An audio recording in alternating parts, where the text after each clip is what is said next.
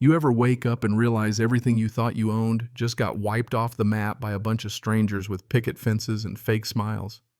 That was me. One minute I'm driving up to my grandpa's old cabin on what's supposed to be my 47 acres, and the next I'm staring at a suburb that wasn't there the last time I checked. Rows of shiny new houses, white fences, gleaming kids biking in circles, a pool sparkling right where grandpa's workshop used to stand. Whole families grilling burgers and living their American dream on my land. And before I can even figure out if I'm dreaming or losing my mind, this platinum blonde lady in a white Escalade screeches to a stop in my driveway.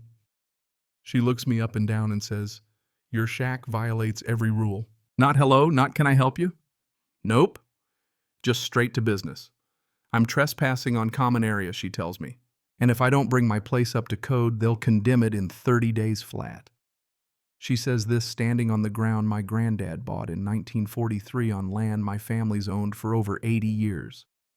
I have the original deed in my truck, the real kind, the kind folks used to frame and hang over the mantel. She wants me to beg for permits. Most people would have waved that deed in her face, lawyered up, and turned it into a brawl from day one. Me, I just smiled, kept the deed hidden, said nothing. I let her rack up her millions in fees, wrote me up for every fire code violation she could dream of, strutted around like she owned everything until the day she dragged me to court. That's when I finally brought out Grandpa's deed from 43. The look on her face, man, you ever seen a nuclear meltdown in a courtroom? If you ever get the choice, wait for court. It's worth it. Anyway, let me start at the beginning. Name's Ezra Whitfield. Third-generation carpenter, second-generation stubborn, and apparently the first generation to deal with HOA madness that would make my grandpa roll over in his grave. Grandpa Tobias bought these 47 acres in 43 with money he made splitting logs and hauling timber through Tennessee mud so thick it could swallow a mule. He built that cabin right in the middle of nowhere, every board cut and nailed by hands that knew what honest work felt like, hands that built things to last, not just until the next HOA meeting. Even after he passed, you could still smell cedar shavings, sweet sawdust, a hint of old Lucky Strikes hanging in the air. Or you could before some urban planning visionary decided the world needed another pool with a water slide, more than it needed my grandpa's table saw. I inherited the place after the funeral, but with the construction business I was always on the move, always somewhere else too busy to visit, and to be honest, grief makes it hard to come home. Should have checked in sooner. Taxes seem suspiciously low, but who questions good luck when you're barely scraping by? That first morning back hit me hard. Coffee on the porch used to mean the sound of woodpeckers and the mist rising off the creek. Now it was kids splashing in a pool and the mechanical hum of a dozen air conditioning units. Instead of wild honeysuckle, the air smelled like chemical lawn treatments and barbecue. And then came the Escalade rumbling up my gravel drive like it owned the place. Out steps Claudette Piton, president of Millbrook Estates, HOA, and licensed real estate professional. Her words, not mine. Blonde hair frozen solid with spray designer tracksuit, probably worth more than my truck and a perfume cloud you could choke on. She handed me a business card thick as a poker chip and declared my cabin an illegal structure in violation of every covenant in the book. Called it a recreational vehicle. Grandpa's hand-built stone and timber Depression-era cabin called it an RV. I almost laughed. Then she hit me with the fines, 47 violations, one for every acre. Non-conforming structure, $500. Unauthorized occupancy, $200. Failure to submit architectural plans, $300. The list went on. I tried to tell her, ma'am, my grandpa built this place in 43. My family's owned this land for 80 years. She just smiled that real estate agent smile, no warmth, all teeth. Millbrook Estates legally purchased this property in 1994, she said. But if you have documentation, contact our lawyers. That's when I knew something stank. Nobody spends millions developing land without triple-checking ownership. Somebody had convinced Claudette she was untouchable, but her confidence was all for show. Most folks would have run inside, grabbed that deed, and made a scene. Me, I remembered something Grandpa always said. When you're in a hole, stop digging. I told her I'd look into it. She handed me a packet thick enough to stop bullets, said my next violation might mean immediate removal. So I drove to the Millbrook County Courthouse place, smells like industrial floor wax and broken promises. Down in the records department, a tomb full of old paperwork and the world's grumpiest clerk, I started digging. Back in construction school, they drilled into us every property has a paper trail. Every transaction makes a chain. If there's no recorded deed, the sale never happened. Simple as that. What I found made my hands shake. No sale after 1943. County documents still listed Tobias Whitfield as the owner. But in that pile I found a corrective deed from 1994, supposedly signed by my grandpa, transferring 23 acres to Millbrook Development for $1. Here's the kicker. March '94, Grandpa was in the hospital with pneumonia, couldn't sign his own name on a birthday card, let alone a legal document. Someone forged his signature while he lay dying. They'd been stealing from us for 30 years. Most folks would have lost it right there, but after decades of dealing with insurance adjusters and shifty contractors, I knew better than to start screaming. I photocopied everything, organized the evidence, and headed home. Back at the ranch, Claudette kicked her campaign into overdrive. Code enforcement started showing up daily, Claudette riding shotgun like she was leading a SWAT raid. They wrote me up for everything. Unpermitted electrical work for swapping a porch light, unauthorized water access for using a well dug, and 44 improper septic maintenance for a system built before permits even existed, you name it. Every ticket was $200 to $500, each one a little cut. Death by 1,000 paper cuts. I paid every fine, kept every receipt, and documented every interaction. Patience isn't just a virtue in construction, it's a weapon. I kept paying, kept smiling, let her keep digging.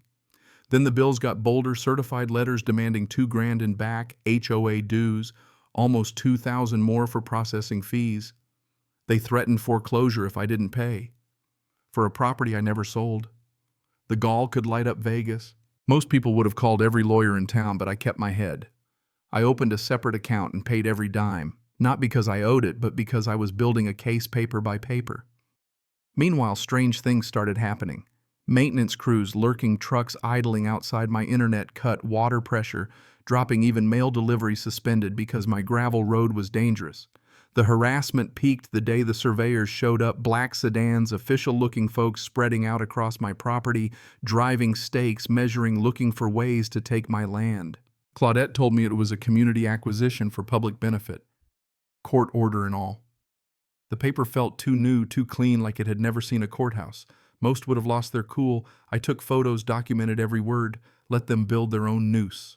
When the chainsaws came cutting down century-old oaks and maples, my property line, my childhood, my heart broke. But those trees hid something bigger. A construction site, heavy machinery laying foundations for more houses, a shopping center all on land that was supposed to be mine. The last straw was when Claudette showed up with a bottle of expensive wine and an offer $150,000 for a quitclaim deed on land worth $3 million plus. She'd waive all fines. She thought I was some desperate hillbilly. I told her I'd think about it. That night I sat in Grandpa's workshop, found his old survey gear, and started digging through his field notes. His careful records from '43 showed every acre, every stone marker, every creek, every tree. The forged deed only transferred part of it, 24 acres, including the clubhouse pool, and 76 houses were still legally mine. Turns out Claudette wasn't just fleecing me. She'd been collecting HOA fees from dozens of homeowners for years, running a con game so big it'd make your head spin. The next morning I called Harold Jameson, retired county surveyor who'd worked with Grandpa. We walked the land, GPS in hand, and found those original concrete markers. TWW 1943 carved deep. The clubhouse pool, half the subdivision, all sat on my family's land. With evidence piling up, I filed a quiet title action.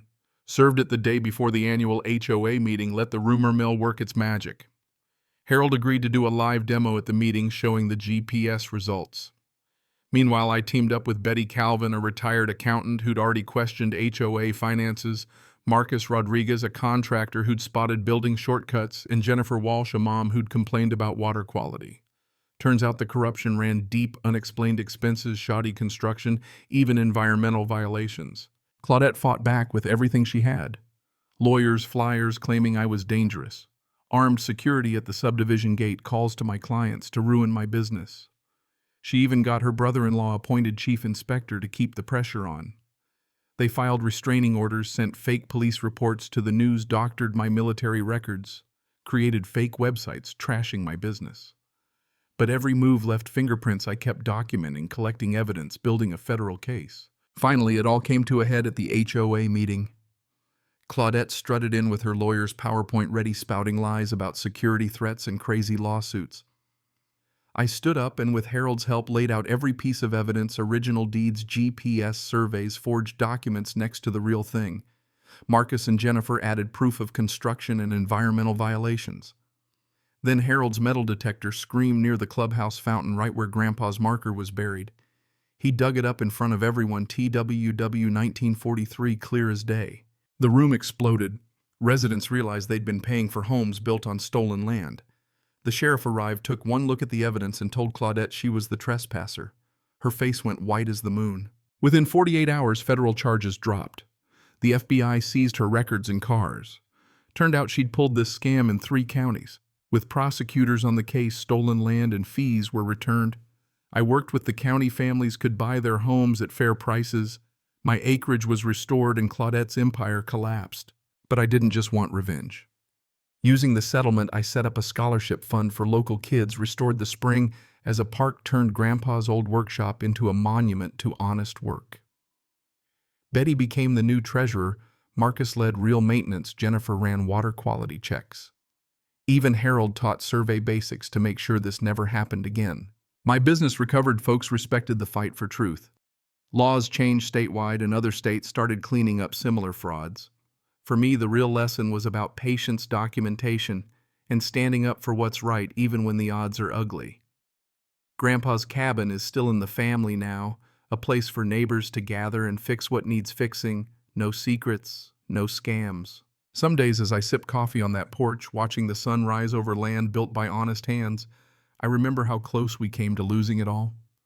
Sometimes justice takes a while, but when it lands for good. So now I gotta ask, where's the line between authority and abuse? How many folks get steamrolled by boards confusing paperwork with actual power? Have you ever faced something like this in your own neighborhood? Maybe not over land, but over rules or somebody who got drunk on a little power. If my story hit home or you know someone wrestling with HOA trouble, drop your thoughts down below. Share your story because believe me, this isn't just my fight, and sometimes justice just needs one more voice to finally show up. Cảm ơn các bạn đã xem video.